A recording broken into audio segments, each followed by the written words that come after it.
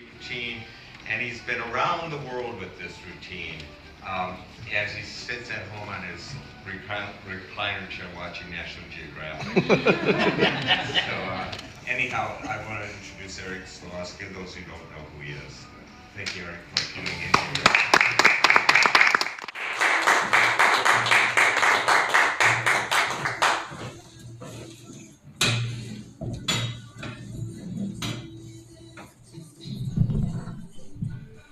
All right, here we go. Everybody hear me okay? Yep. All right, good. I just want to take this opportunity, first of all, to kind of really just thank everybody for coming out. I know there's a lot of other things you could be doing with your time and your money during these challenging times with high inflation and craziness going on in the world. So I appreciate you taking a little bit of time to come out and spend with me tonight. And my objective is hopefully allow you to maybe forget about life problems for an hour and just kind of have some fun, get a couple laughs. That's my objective. So before I get started, I just want to let you know that I'm going to donate a portion of the proceeds from tonight's show to my favorite charity, Feed the Children. So that would be my children. They eat a lot. So yeah, proceeds go to my children. But it is great to be back in Kaiser, West Virginia. I don't get down to Kaiser very often, and I could just tell a lot has changed in the area since I was here. Hasn't changed as much as Bruce Jenner, but still a lot has changed. But it's definitely fun to be back here amongst friendly faces and so on and so forth. Anyhow, some of you know that I used to teach at Potomac State, like I said, from 2012 to 2017. Possibly even have a couple. I know I have one student here for sure, Nick, and possibly more. I don't know coming in, but so I was here for 5 years in Kaiser teaching at Potomac State. And I ran into somebody this week, and they asked me. They said, "What are the 3 things that you enjoyed the most about teaching at Potomac State?" And I said, "Probably June, July, and August. I think those were like the 3 best things. I think that I would have to say." So, but I'm originally from Pennsylvania. Anybody here know Latrobe, Pennsylvania? Yeah, cool. Yes. Most people know Arnold Palmer, hometown, Mr. Rogers, training camp of the Pittsburgh Steelers, but I know it as the home of Rolling Rock. So just like who said that? All right, good, cool. Brownie points for you. So it's a little town. It's a great sports town. I grew up, pretty close to Pittsburgh, so it's a really great sports town. And I played high school football there in Latrobe. And my last name is Slivoskey, okay? Like a really cool Irish name, right? So on my high school football team, there was me, Slivoskey. There was Petrosky. There was Zavatsky. There was Shirey. There was Levitsky. So you would just hear the announcer after every play, ski on the tackle. Ski on the tackle. And we just knew that it was one of us. I mean, he could have been up there, jet ski on the tackle. Oh, we have a player named Jet Ski. Cool. But anyhow, people just knew because that was our team. And but it was a great place to grow up. Like I said, big sports culture. And Pittsburgh kind of has an influence on that too, because if you think about the tradition with the Steelers, although that's not looking so good this year, right? But the tradition with anybody a Steelers fan in here? Yeah. All right, so we have a few. Probably some Redskins, Ravens, maybe Cowboys, I don't know. I remember when I lived back here, it was kind of like split. Ravens, Steelers, Redskins, and there's always Cowboys fans too. But anyhow, I'm a Steelers fan. And, the Pittsburgh teams have had good success. I think the Steelers have won, 5 Super Bowls? Yep. Hockey team's done well. And there's a rumor that Pittsburgh could be getting a professional baseball team in the future. So I'm hopeful for that. So, sorry, Pirates fans. Couldn't resist that one.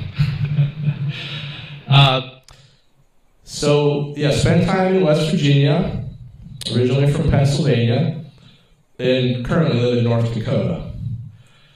Thank you very much. So North Dakota, you're probably thinking okay, why? What compels somebody to live in North Dakota? I ask myself that quite often, I have to be totally honest with you. North Dakota is kind of like the land that was social distancing before social distancing was a thing.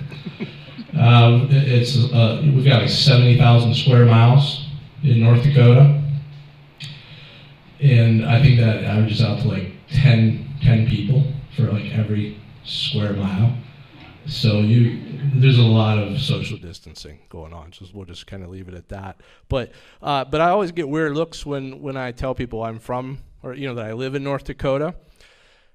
And in fact, I think Elon Musk is considering doing one of his explorations there after Mars, just to verify that there is indeed life there. And most people back here on the East Coast, they don't really know where it is. They just don't know where it is. So people ask me, where is that? And I'll say, well, they're like, it's near Iowa, right? Which it's not really. But I'll just kind of take them for a little ride and enjoy it. I'll say, yeah, it's south of Kansas.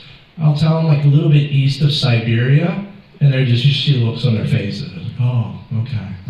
But I get it. Americans aren't very good at geometry. They're geology. Geography, that's the one. Americans aren't very good at geography, so we just kind of leave it at that. But North Dakota is kind of interesting because it sort of has an inferiority complex compared to South Dakota. Would you agree? Yeah. Because South Dakota has what? It has Badlands, it has Mount Rushmore. What else does South Dakota have? Sturgis, yeah, Sturgis Rally. Anybody heard of the big motorcycle rallies in South Dakota there? North Dakota, you know what we have? We have a 12,000-pound fiberglass cow that's 50 feet high and 38 feet long, and it's called Salem Sioux, and it's just this giant cow out on the plains about an hour from Bismarck, and people take vacations to go see Salem Sioux. And that's kind of what we have, and that's honest to God truth. I've actually seen Salem Sioux.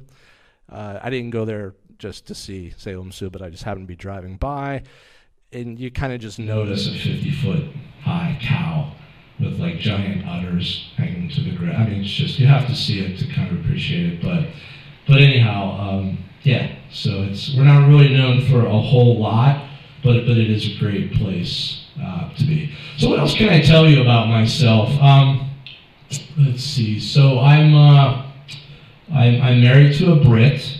Okay, married a British lady. In fact, I met her at Frostburg State up the road. I went to school to get a degree, and I got a wife. Eventually got a degree. I was on the 8-year plan, though. Anybody ever been on that, the 8-year plan? It's the plan I was on. So it took me a long time to get that associate's degree, but no, it was a bachelor's, I promise. So anyhow, I'm married to a Brit, and it was pretty sad when the Queen passed, I thought, recently. She was, I don't know, what was she, 90? Anybody know? Was she 94, 95? So it was a pretty sad day. My wife gets up 3 o'clock in the morning. She's, my British wife. She had to watch it all the processions, all the stuff. And I'm semi-interested in it, but not to the point that she is. When they started singing "God Save the Queen," my wife stands up in the living room. She really does, a true story, which is a little bit odd to me, but I'm good with it. My kids, I remember, because my kids have dual citizenship, so they're British, and in fact, my two oldest kids live in England now. They're going to university over there. But my kids have dual citizenship, but I remember when they were young, they didn't really kind of get the whole British thing, because my in-laws have British accents, and they were really hard for me to understand when I first met them. I kind of needed a translator, which, my wife kind of helped with that. But I remember my kids asking like that, like, what does the Queen do? When they were little, they just didn't get it. And my wife never knew really what to tell them, so I just kind of like, I guess she cooks in Queens. I'm not really sure, but it seemed to be good enough explanation for them. But now there's a king over there.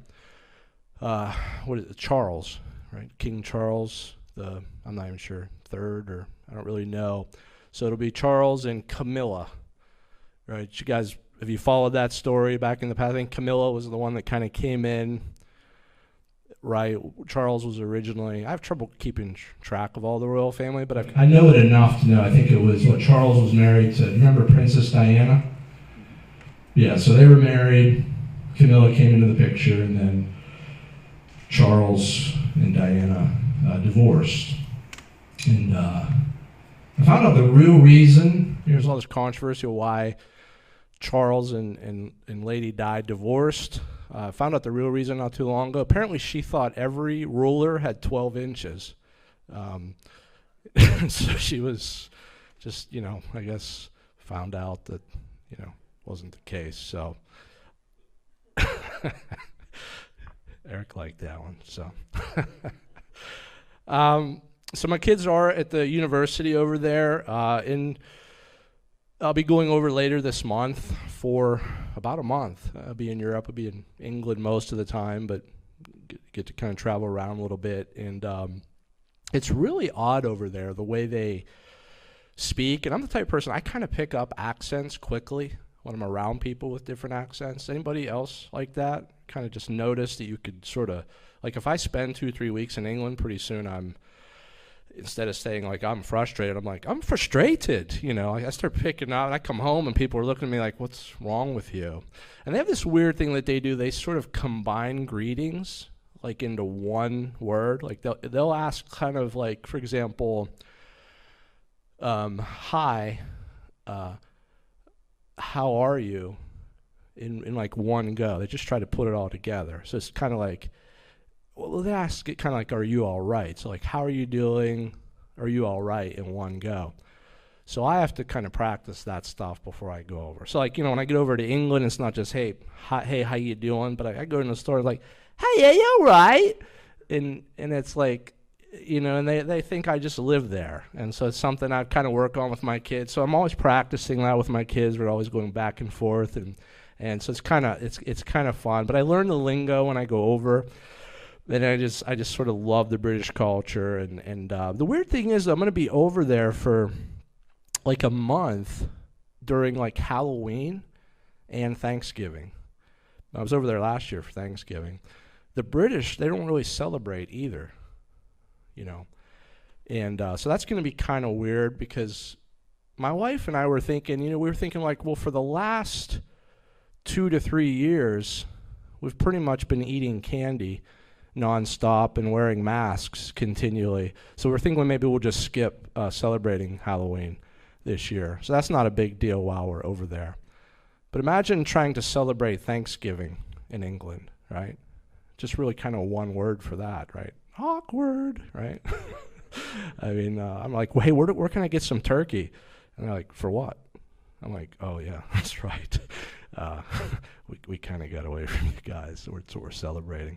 But anyhow, but I do enjoy going over there. It's getting a little harder to travel with with just aging, and that's something. I'll be 52 in December, and so I'm definitely kind of noticing my bandwidth and my energy level going down a little bit with getting a little older. I'm a former football coach. So I kind of look at life through the eyes of game of life a lot of times. And, you know, when I really look at my life now, I realize I'm probably like in the third quarter. I'm just hoping the 2-minute warning doesn't happen anytime soon, but I'm, you know, just being realistic. And it's interesting how the, you know, the language changes when you get to this age. There's a lot more talk about the body, I've noticed.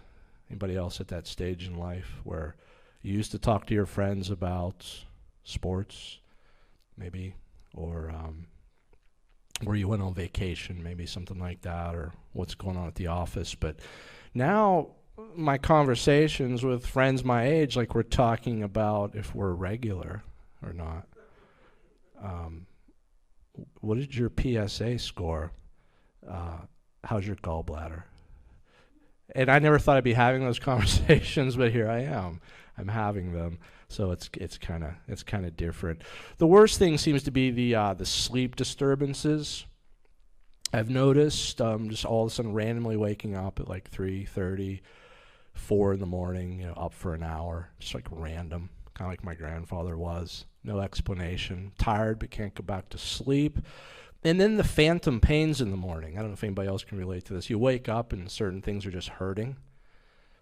You know, last week it was like a nerve in my elbow, and I woke up and I'm like, this is different. I wonder, maybe I was operating a jackhammer all night and I just didn't know about it, right? And it's you know, when I was in my 20s, 30s, even 40s, I don't remember having these waking up and feeling hurt just mysteriously, and then you kind of carry that around with you, right, for days. And I don't know, it's almost as if I've run a marathon some nights. I'm not really sure what's going on, what I'm doing in my sleep. But I talked to my doctor. He said I need to eat healthier, you know, if I want to sleep better. I need to, you know, lose some weight. He said I really should start eating some more raw foods. So I started kind of loading up on that cookie dough stuff. But he said that probably is not a good idea. So he said maybe more fruits. So I went with some strawberry ice cream instead of chocolate. Still not getting it done. He said, Eric, eat foods that'll make you thinner. So that's why I only eat skinny fries now. And it's making a big difference, as you can tell. So I'd say the biggest issue I have with aging is probably like the thermostat in our house. People ask me all the time, like, you know, things pretty good between you and your wife. You get I was like, yeah, but the thing we probably like disagree on the most in our house is the thermostat. You know, I kind of like it like the Arctic. I sleep with a fan on even in the winter, and my wife's over there. She likes the temperature kind of like the Amazon jungle. And so it's interesting kind of how the thermostat arguments happen in our house. But I think as far as aging, my biggest fear is probably like kind of like the whole nursing home deal, is just being in a nursing home when I get older. I think is what scares me the most, with somebody from Generation Z kind of taking care of me. You know, and like unplugging my oxygen because their phone's on 9%, you know, something like that. That's like one of my bigger fears. That scares me more than dying, I think. But can't control that so much. But, you know, speaking of the phones and the tech, I mean, it just really feels like we're becoming more and more lazy as a society. I don't know if you feel that way. I noticed that during COVID especially, I kind of was just feeling like a digital crackhead during COVID, I mean, to be honest with you. And I tried to find other things to do, but I was binging on Netflix. Anybody else ever binge on Netflix? You know, I have, admit it. They're really clever, because you notice how you go right into the next episode before you can even say no. They've got you, right? And you're thinking, maybe one more. And then it's 1 o'clock in the morning, maybe one more. And so I was doing that. I was spending quality time with my kids. My kids, they introduced me to a few shows. One was called Tiger King. Anybody watch Tiger King? A few of you, right? If you didn't, you saved brain cells. You did. You definitely saved brain cells. I destroyed more brain cells watching Tiger King than I did drinking in high school. It was really It was bad. So don't watch that. I start following, the Kardashians on Instagram. So I'm doing all these things that I'm like, why am I doing this? But my kids are interested in it, and I kind of learned something about the Kardashians. It was kind of fascinating. I guess there's one Kardashian. Is it Kylie? Anybody know Kylie Kardashian? I think she's married to a musician, Travis Scott. And my kids and I were discussing this because they had a child, and they named the child Wolf. And I was just like, that's interesting. Some of these celebrity names. And I'm like, what were they going through the celebrity name book? And they're like, okay, we get to W. We could go Wolverine, Wallaby, Weasel, Wolf. Let's go Wolf. Right? So then they named the kid Wolf, and then I read short time later they decided to change the name from Wolf. They said that the name Wolf, when they looked at their child, it didn't feel like it was him. I'm like, how do you know? First of all, how do you name your child? Well, I guess Wolf Blitzer, right? There is a wolf out there. But how do you then change it because you don't feel like it suits him? It kind of really made me curious. I mean, is that child not howling at night? Is it not playing with the other children in packs? I mean, I'm not really sure. Like, how do you decide that's not a good name? Well, yeah. But anyhow, apparently the kid has no name now. I think it's a true story. I think it's still Wolf on the birth certificate, but they're going to change it. But it's just like no name. So, but anyhow, I thought that was kind of interesting and very bizarre. But yeah, like COVID, the other thing is I found like was gaining weight, eating more like fast food. Anybody else found that they were eating and hitting the pantry a little bit more, checking it out during COVID? It was definitely me. We're doing the Uber Eats. They have DoorDash around here at all? We don't have it in North Dakota. I've heard about it. No, I'm just kidding. But yeah, so they're doing the DoorDash, and I'm like thinking with all this convenience, we have fast food. We have 24-hour restaurants, right, all over America. And then we get Uber Eats and we get DoorDash. I'm like, the only thing left really for this to go to the next level is where they start like putting the food in our mouths. And I think it's just like a matter of time. Where they deliver the food for you, right? They unpackage it, they cut it up, they put the condiments on it for you, and then they place it in your mouth for you, right? I can imagine it. It's like the next one will be like Motor Mouth, right? Download our app and we'll include our free intravenous service for a limited time only, right? It seems like that's the next logical step after DoorDash. But yeah, I feel like fast food is probably, I don't know, killing us all in some ways. It feels like I know just since I've been back here, I've been getting my fill of Chick-fil-A. The closest Chick-fil-A to where I live is like 175 miles away, so it's kind of not real convenient. So I've been back here. I think I've had Chick-fil-A like 3 times in the last 36 hours. And so, kind of like one of my bigger fears is that, with all these like nuclear weapon talks and things like that, is that Putin will nuke us, and he'll do it on a Sunday, and I won't be able to get that last trip in to Chick-fil-A. It really just scares the daylights out of me.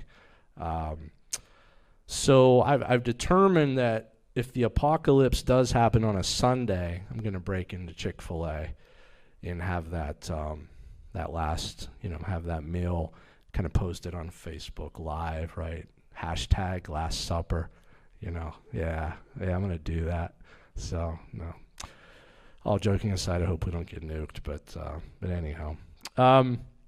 So, yeah, I mentioned that I'm married to a Brit. My wife she's sort of the calm one in the family. I've been married 27 years now, and so pretty happy about that.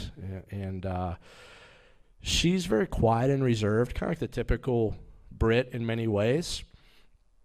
But something changed in her. I would say maybe about around, we're in our early 50s now. I feel like it was around maybe 45, something changed. And I noticed the change started happening like with telemarketers. when they would call the house. And she used to be like really kind of polite, very sort of, reserved. But then we started getting a lot of headaches, especially with like AT&T. I don't know if I'm allowed to say that, but I said it. So they were overcharging us. They were messing up our bills and stuff like that, getting poor customer service. And not really sure what happened, but my kids and I started noticing this, and we just called it my wife's like AT&T personality. And what it looked like, I don't know if you ever watched like the old Incredible Hulk TV shows, like Lou Ferrigno, but my wife would start like turning green, and and she would muscles would start twitching, and the buttons on her blouse would just sort of pop, and she'd turn into this like, almost like this AT&T, monster. Like this metamorphosis would happen, and we knew to leave her alone. We always know to leave her alone when we see the AT&T personality come out. But pretty soon we're getting $50 credits, unlimited free data. I mean, just absolutely amazing what she's doing. And then it went from AT&T. Once she'd sort of mastered that, then we started getting food from HelloFresh. Anybody ever get HelloFresh? Ever try that? And I swear, if we got any wilted lettuce or that order came one day late, guess who was on the phone? The AT&T personality. And it got so common that she would call the corporate office, and they would be like, hey, it's Estelita again. Do you want to take this? Pretty soon, we're getting free food from HelloFresh. As it stands right now, they're actually paying us to eat their food. So it's pretty cool. We just eat for free. And then she started doing it with the airlines. We were flying still during COVID, and so she was getting flight credits and refunds and all that. And like, I fully expect to come home one day and there'll be a 737 in my backyard, which would be pretty cool. But I think she'll pull that off someday. But yeah, so love that AT&T personality. But I do travel quite a bit. And flying during COVID was pretty challenging. Things were pretty strict. And I remember when I was flying over to the UK, they had this really weird policy when they were really strict, and they would tell people, and they were really strict about this too, they would watch you like hawks, but they would say, we want you to keep your mask on between sips and bites. And I thought, wow, okay. So every time I have a sip of my drink or a bite of my peanuts, I have to take my mask off, sip, bite, put it back on. So I thought, I tried to make this into a little game. I like to play games. So I thought, there's 24 peanuts in this bag. If I can stretch each peanut out to about 7 minutes chewing, I can kill about 3 hours on this flight on one bag of peanuts with not putting my mask back on. So it became a game to me. My kids and I played this game. That the flight attendants were not amused, but it was fun, and they were watching us. But flying these days is almost like Armageddon, I call it. It really is. It's challenging. There's lots of cancellations, lots of delays, and I'm always trying to save money, so I fly Spirit Airlines a lot. Has anybody ever flown Spirit? Yeah, it's interesting, right? It's like cattle cars with wings, basically, and very interesting experience.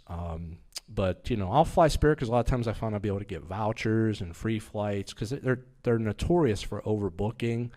They're notorious for not having like pilots or not having crews show up for their flights. So I was flying Spirit about 5-6 weeks ago. Like I said, I like getting these free miles, free upgrades, free flights if they're understaffed. And I was flying, I think through Chicago about 6 weeks ago, and they came on the intercom, and they were looking, they were offering 20,000 miles for volunteers for people to fly the plane. But I didn't take it. I thought I needed to draw the line somewhere. But still, good deal, really good deal. But that's Spirit for you. So I mentioned I was a teacher at Potomac State. the public university here, but I've taught like other places, like Christian colleges. Taught at a Bible college out in North Dakota for a while, and I got in a little bit of trouble because I used to teach tennis here. I think there's some tennis courts right down the road here in Kaiser, and that was one of the activity classes that I taught here was the tennis class. So I was teaching it at the Bible college, and it was during the pandemic, and I remember making some changes to my syllabus, and it got me in some real trouble with the Bible college. And this is just what I added to my syllabus because of the pandemic, and I don't know. I don't know why they had a problem with it, but this was it. It was really simple. I said, you can't handle another classmate's tennis balls with your hands. You can kick their balls, but you can't touch them. To mark them, use your initials and just write your name on your balls. And once they saw that, they cut me loose. And so I don't know, but just crazy world living in this pandemic. But so the Bible college didn't approve of that. But I'm okay with that. I'm not quite as religious, I guess, as I used to be. And I was kind of wondering, a lot of times felt like my prayers really, weren't always being answered. And so I was talking with a friend about this, and I feel like a lot of times my prayers are just sort of bouncing off heaven, and not really sure what I'm really doing wrong. And he's like, well, you have to really understand that a lot of it is probably about what you're praying for. And he said, God is just in a different realm than we are. He said, God, for example, he said that, like, if you're praying for blessings, like maybe money, he said, to God, $1 million is like a penny. I thought about that. Well, yeah, I guess so. $1 million is like a penny. And then he said, and to God, 1,000 years is like one day.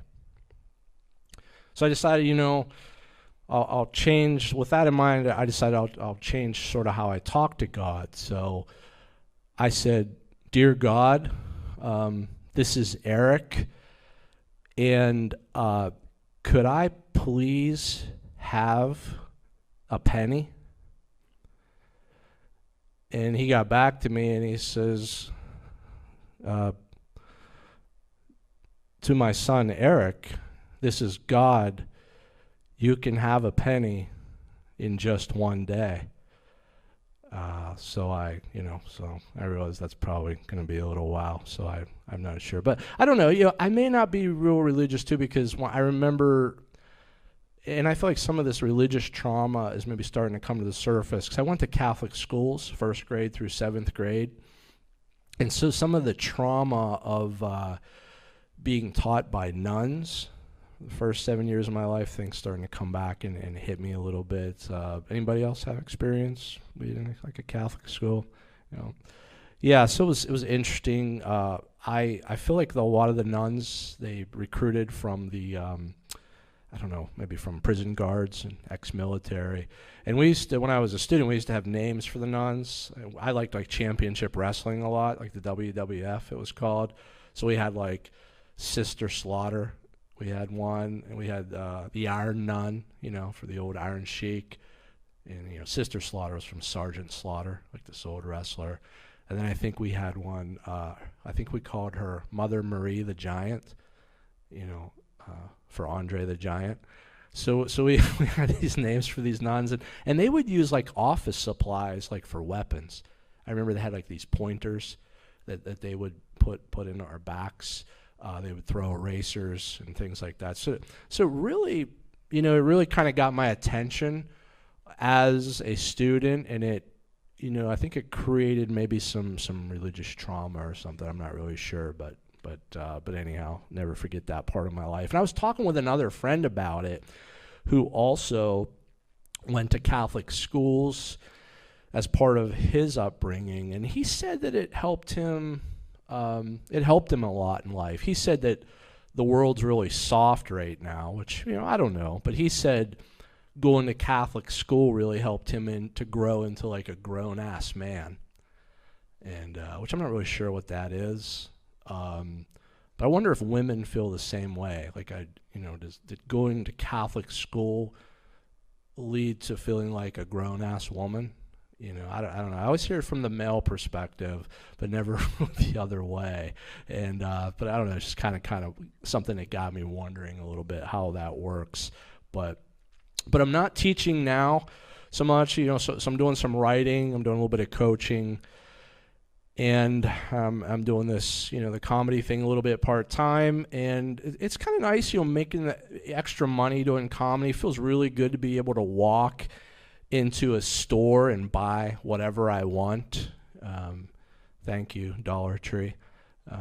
It's, feels really good. And where I live, we have Dollar General. We don't have the Dollar Trees, which hasn't Dollar Tree, it was the last remaining dollar store, right? That was actually $1. Like, you could actually still go in there and buy stuff for $1. But now I think even their stuff is not $1. I think they have a lot of items that are well above $1. But the Dollar Tree, I think, is the green store. But the one we have is the Dollar General, which I think that what that really means, Dollar General, it means generally nothing in there is $1. I think is what I've come to realize, because I can't find anything in there that's $1 anymore. In our dollar store in North Dakota, they can't find enough people to work in the dollar stores. They literally close our dollar store down sometimes for 2-3 days at a time. And if you go through the aisles, it looks sort of like the streets of Baghdad in the aisles. I mean, it's like an episode of Hoarders. No joke. I mean, you literally have to climb through just obstacle courses to get shampoo. I mean, so it's really, really challenging. But I guess that's going on in a lot of different places now, as places are struggling to find help. So anyhow, but yeah, I feel like I'm getting older, and it's getting harder and harder to do things. I've observed sort of different changes in myself. Definitely being more thrifty, like I said, shopping at dollar store more and things like that. But I've also noticed since COVID, I've become more of like a germaphobe, I think. Anybody else a little bit more like aware of germs now? I mean, I think I've always been that way, but I definitely have become more of I would say a little bit more of a germaphobe. So I'm real paranoid about like door handles, stuff like that, like in public restrooms. I notice when I'm when I'm in a public restroom, after I've washed my hands, and you've got kind of the door handle on the inside, a lot of times I'll just kind of either grab a paper towel and grip it, or I kind of will wait for somebody else, like pretend I'm just like, killing some time. I'll wait for somebody else to grab that, and then I just kind of shoulder through. But I don't know if anybody else is like that, but I'm kind of, pretty paranoid about that. And I'm like that with toilet seats too, public restrooms. So I just want to make that admission, acknowledgement. I've got this thing with my butt cheeks touching a toilet seat that's a public place. Creates a little bit of anxiety for me. And to the point where I actually did some research, and I'll kind of help you guys out in case anybody else in here shares that anxiety. Research says that pressing your cheeks to a public toilet really causes you no harm. So I just wanted to like a public service announcement. You can consider that, so you're welcome. I just still can't bring myself to do it. So I'm kind of working on the art of hovering lately. Like since COVID, I'm doing more hovering, I noticed. And anybody else in here hover? You don't have to raise your hands. It's okay. But women, any hovering secrets? Balance, okay. Yeah, good point. Anything else? So I'm still kind of learning. Sometimes my weight's too far forward, and men for hovering, like what could possibly go wrong? I can think of a lot of things that go wrong, but we'll save that for another time. But yeah, it's just one of those things. Another thing I get weird about is doing kind of like the number 2 in public toilets when I know there's other people in the restroom with me. I don't know where this comes from, but I just am weirded out a little bit if I'm in a public restroom doing number 2 and there's other people in there. I don't know if anybody else can relate to this. I try to cover what I call the plop, like when you know the plop is coming. I try to cover it with a cough. True story. I do this all the time. I try to time it, the plop with a cough, almost like it become a synchronized, right, plopper. And you have to be skilled at this, I've come to realize. You have to realize how to time it to cover the plop with a cough. And so make no mistake, cough, plopping, it's a skill. And like cough droppers, where it just happens randomly, that doesn't take any skill. That takes no skill at all. And so cough ploppers, you kind of have to anticipate. Right, you kind of have to anticipate what's going on. In fact, you have to have almost like a form of rear end radar. I would almost call it being like a Doppler plopper, if that makes sense. So I've become pretty real successful, I guess you could say, at the cough plopping. The only other challenge there is, I would say, avoiding what I would call like the after plop. When there's that little bit of water that seems to find its target. But anyhow, we won't go there. So that's probably enough bathroom humor. But actually, I do have just a little bit more. So then there's those people who don't really care where they poop in public. And I've read some stories about some folks like this recently, so I've kind of shared that. So these are true stories I've just read in the news recently. So the first case involved what they called like a mad pooper. So this lady was going around, this is in Colorado Springs, Colorado. This lady was going around and she was being essentially pursued by authorities for leaving lots of like poop around the city. And she was actually doing the deed in people's yards. And so the only thing they knew about her is that she was a jogger, I think, from like the clothing she was wearing. So she's pooping in people's yards. They know she's a jogger. So they thought perhaps that she has like the runs.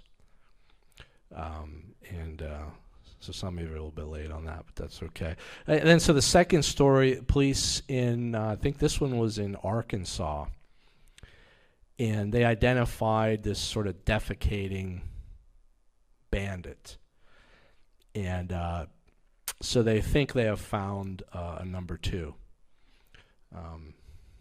Okay, and then the last one is not to be outdone. There's a man in New York who was doing all this kind of crap, basically, same kind of crap, and he is the turd case of what's become a national poop-epidemic. So it's really serious stuff. This guy, so they've apprehended him, I guess, recently as well. So, but yeah, I just kind of thinking, just to kind of sort of close it out. Just thinking of some things that I was, again, going kind of back to the COVID thing, some things that I was doing. Kind of got into some bad habits, like we're just, watching more TV, I've noticed. Like I said, kind of going to the pantry a little bit more, watching the Netflix. And one thing I really kind of got addicted to was Shark Week. Is anybody else like Shark Week? Yeah. I've always, for whatever reason, growing up on the East Coast, I lived in Florida for a while, was always like deathly afraid of sharks. Remember when Jaws came out? Well, some of you are probably too young when it actually came out, but I was actually living is like, gosh, it gives my age away. It was like, anybody know that's what, probably like early 1970s, maybe 73, 74. I just remember the name of the guy that wrote it. I think it was Peter Benchley. Right, but I just remember when that music came out, right, and that Jaws 1 came out, I remember I was like, I never want to go in the ocean again. So I started developing like this real fascination with sharks. So I love Shark Week. My family, like, we always tape it and everything. One of the things that like really kind of amazes me about it is that sharks or like you get these people on these shows during Shark Week and they get their arm, like if they even survive, like even if they live, they're there during the interview with like one arm, right, or a missing leg. And what's the first thing that they always say? The shark was just being a shark, right? It was a case of mistaken identity. The shark doesn't want to eat me as prey. I'm like, well, it freaking looks like it, though, okay? And I'm thinking, where do they get it? Because then they always say, what? I just want the sharks to have the environment. And I just want the sharks to be sharks. And I hold no ill will against the shark for biting my arm and leg off. And I'm watching this thinking, are they scripting this? Because I'm thinking, if a shark bit my arm off and my leg off, I'm going to hunt that damn shark down. I'm going to take fins. That shark will be in shark fin soup somewhere, for dinner. I'm going to summon the crew, Captain Roy, and what was the old dude that fell into the shark's mouth in Jaws 1? I forget. Can't think of his name. But I'm like, I'm going to be that guy. I'm going after the freaking shark. I will hunt it down. I will kill it. And I will say that on that show. I'm not going to be saying the shark was just being a shark. Right? So it totally blows my mind. But anyhow, guys, that's all I have for tonight. I appreciate you guys coming out. Like I said, you could have done a number of different things tonight with your time. Appreciate you coming out to see me, and thanks for being a great audience, and have a great night. Thank you.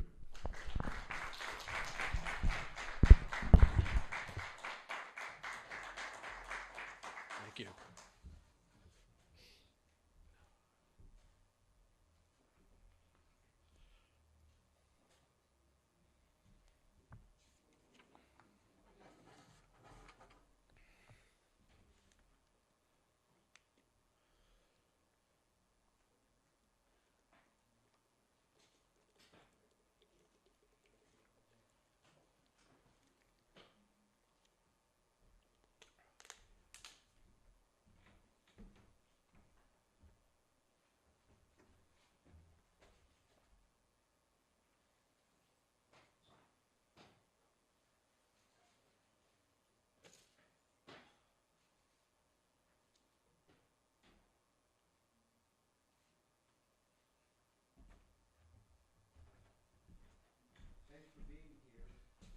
Thank you. Appreciate it. Thanks for coming out.